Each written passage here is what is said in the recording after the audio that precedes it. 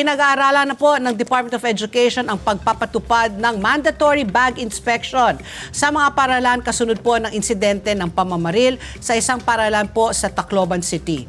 Kasunod ito ng panawagan ng mga mambabata sa DepEd na higpitan ang mga hakbang pangkaligtasan sa mga paaralan.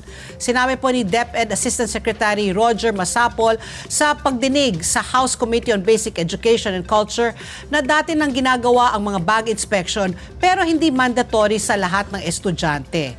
Anya, pinag-aaralan na nila na gawin itong mandatory. Pero inamin din po ni Masapol na malamang na mahihirapan ang pagpapatupad nito sa mga malalaking paaralan na may libo-libong mag-aaral.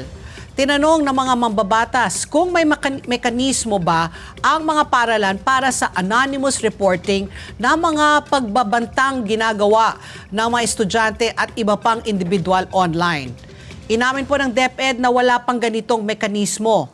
Hinikayat po ni Committee Chairperson Representative Roman Romulo na kahapon ay guest natin ang DepEd na agad na maglabas ng department order para sa paglalatag ng mga school safety protocol imbis na hintayin pa ang Kongreso na magpasa ng batas para dito.